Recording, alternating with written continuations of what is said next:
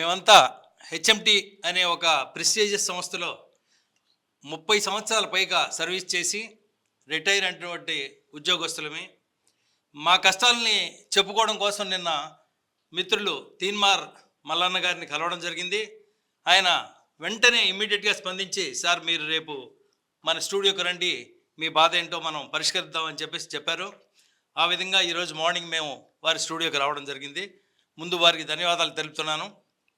తర్వాత దాదాపు 30 సంవత్సరాలు పైగా కూడా మేము సర్వీస్ చేసిన వాళ్ళమే.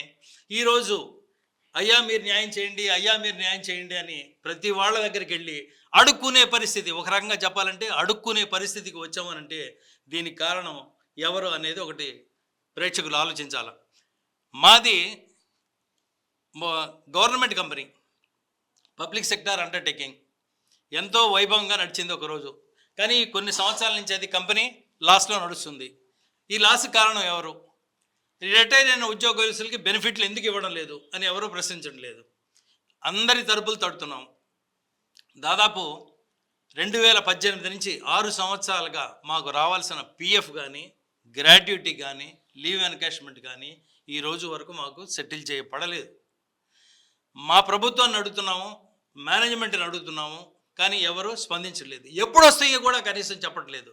దాదాపు హైదరాబాద్ యూనిట్లోనే 2 యూనిట్లు ఉన్నాం.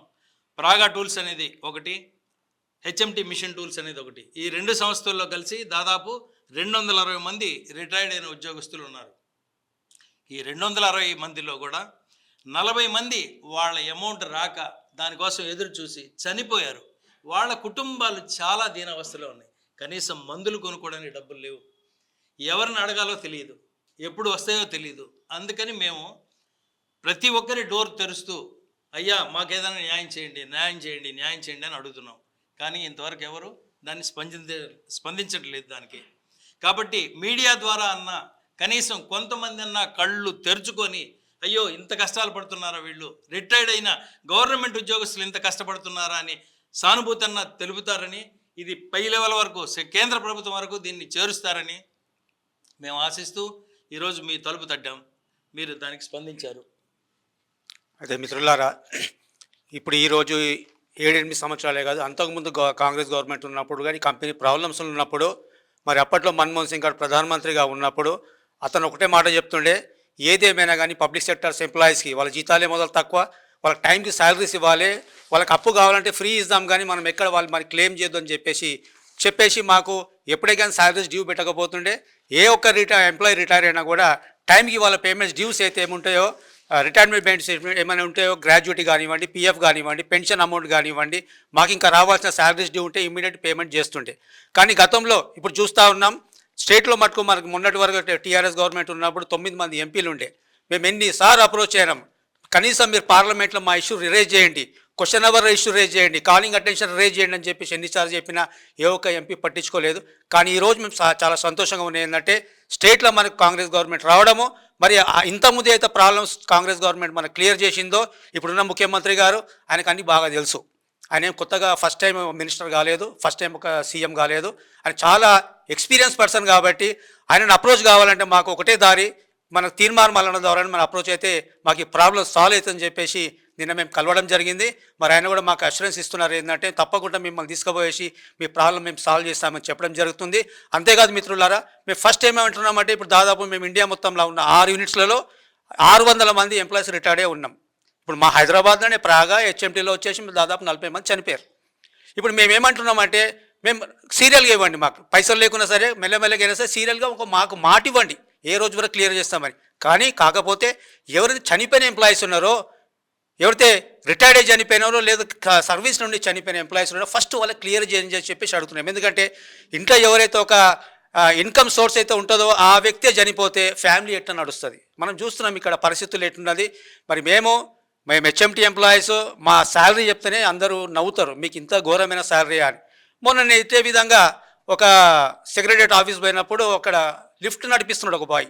అతన్ని అడిగిన, బాబు నీ శాలరీ ఎంత అని అడిగితే, సార్ నా శాలరీ 40,000 అన్నాడు. మేము అనుకున్నాం తలకాయ మేము ఏడబెట్టుకోవాలి అని. మా శాలరీ వచ్చేసి 30,000, government service, central public sector అండర్టేకింగ్లో పనిచేసిన కంపెనీ. మరి మా హెచ్ఎంటీలోనే రకరకాలు ఉన్నది. మా హెచ్ఎంటీలోనూ మా ల్యాండ్స్ అయితే రెంట్కి ఇచ్చుకుంటున్నారో ఆ యూనిట్కి వచ్చేసి అప్డేట్ శాలరీస్ రిటైర్డ్ అయ్యే రోజు 30th నాడు 31st నాడు మంత్ ఎండింగ్ రిటైర్డ్ అయ్యే రోజు సాయంత్రం వాళ్ళ పిఎఫ్ గ్రాడ్యుటీ పేమెంట్ క్లియరెన్స్ అన్ని చెక్కులు తీసుకొని బయటికి వెళ్తారు.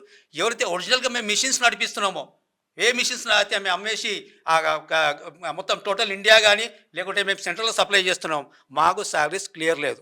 ఇంకో వింతైన సంఘటన ఏంటంటే మన చంద్రయాన్ 2 పంపించినాం కదా మనము. ఆ చంద్రయాన్ 2లో కూడా మేము హెచ్ఎంటీ వాళ్ళు కూడా మేము దానికి కావాల్సిన వింగ్స్ మేము తయారు చేసినాం. కానీ ఎంత పెద్ద పేరు తీసుకొచ్చిన చంద్రయాన్కి ఆ తయారు చేసిన ఎంప్లాయీస్కి ఈరోజు కూడా జీతాలు లేవు. ఆ పరిస్థితి ఉంది. కాబట్టి మేము మళ్ళీ ఒకసారి ఈ క్యూటీవీ ద్వారా మేము తీన్మార్ మల్లన్న గారు రిక్వెస్ట్ చేస్తున్నామంటే, అన్నగారు దయచేసి మా ఎంప్లాయీస్ ప్రాబ్లం సాల్వ్ చేయండి. మా చనిపోయిన ఎంప్లాయీస్కి ఫస్ట్ మీరు జీతాలు ఇప్పిస్తే మేము తప్పకుండా మిమ్మల్ని ఎప్పుడు మరవమని చెప్పేసి మీకు తెలియజేసుకుంటున్నాము. Thank you Mallanna garu. QTV సిబ్బందికి వందనాలు. ఇందాక మన మిత్రులు మాట్లాడారు హెచ్ఎంటీ గురించి, హెచ్ఎంటీ రిటైర్డ్ ఎంప్లాయీస్ గురించి. నిజంగా మా పరిస్థితి ఎలా ఉందంటే, ఇటు అమ్మ అడిగితే అన్నం పెట్టదు అన్నట్టు కూడా మా పరిస్థితి అయిపోయింది సార్. మేము గతంలో కూడా మా బకాయిల గురించి మేము ధర్నాలు చేయడం జరిగింది. 2 సార్లు ధర్నాలు చేశామండి. ఈ ధర్నాలకు చూసి కూడా మా మేనేజ్మెంట్ ఏమాత్రం కూడా స్పందన లేదు వాళ్ళలో. నా ప్రభుత్వంలో లేదు, నా మేనేజ్మెంట్లో లేదు. దాదాపుగా మన మిత్రుడు చెప్పినట్టు 40 మంది కేవలం హైదరాబాద్లోనే 40 మంది మరణించారు. వాళ్ళకి రావాల్సిన బకాయిలు చూడకుండానే వాళ్ళు అనారోగ్యంతో బాధపడుతూ, వాళ్ళు మందు కొనుక్కోవడానికి డబ్బులు లేకుండా, వాళ్ళ కుటుంబాన్ని నడపలేకుండా వాళ్ళు బాధపడుతూ వాళ్ళు 40 మంది చనిపోయారండి. ఇంత మట్టు కూడా వాళ్ళకు ఒక న్యాయ పైసా చెల్లించలేదు మా మేనేజ్మెంట్. అలాగే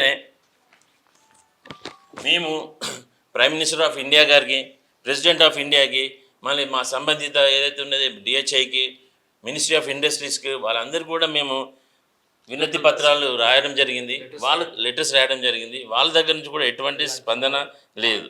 మళ్ళీ ఇలాంటి పరిస్థితుల్లో మా కుటుంబాలను ఎలా మేము సాధాలో ఏంటో మాకే అర్థం అవ్వట్లేదు. సో కాబట్టి మేము మా క్యూ న్యూస్ మల్లన్న గారిని కోరేది అంటే, మా యొక్క బాధలను మరి సీఎం రేవంత్ రెడ్డి గారి ద్వారా ప్రైమ్ మినిస్టర్కి ఒక లెటర్ రాసేసి మాకు కావాల్సిన రావాల్సిన ఈ బకాయిలను ఇప్పించాల్సిందిగా మేము మల్లన్న గారిని కోరుకుంటున్నామండి. ధన్యవాదాలు. అసలు మా కష్టాలు వాళ్ళ దాకా వెళుతున్నాయా లేదా, ఇది ఈ మధ్య మేము హంగర్ స్ట్రైక్ చేసుకుంటాము, నిరాహార దీక్ష చేస్తాము, మా సమస్య ఏమైనా పరిష్కారం చేయండి అని మా సీఎండీకి ఒక లెటర్ రాసాం. మా సీఎండీ ఒక ఫైన్ మార్నింగ్ ఏమంటాడు, ఆ లెటరే నా డెస్క్కి రాలేదండి, హెచ్ఆర్ వాళ్ళని మా ముందు ఏదో కోపం చేసినట్టు నటించారు. మా కష్టాలు అసలు concerned department of heavy industries మినిస్ట్రీకి అసలు తెలుస్తున్నాయా లేదా వీళ్ళు ప్రధానమంత్రి దగ్గరికి ఈ విషయం వెళుతుందా లేదా అనేది ఎవరికీ తెలియదు. అసలు ఎవరిని అడగాల, ఎన్ని రోజులకు వస్తాయి? సపోజ్ మీరు సంవత్సరానికి వస్తాయి అని అంటే మేము వెయిట్ చేస్తాం. ఇప్పటికి 6 సంవత్సరాలు అయిన తర్వాత ఇంత బ్రతికి ఇంటర్న్ కాల్స్ వచ్చినట్టు పిల్లల్ని అడుక్కోలేము.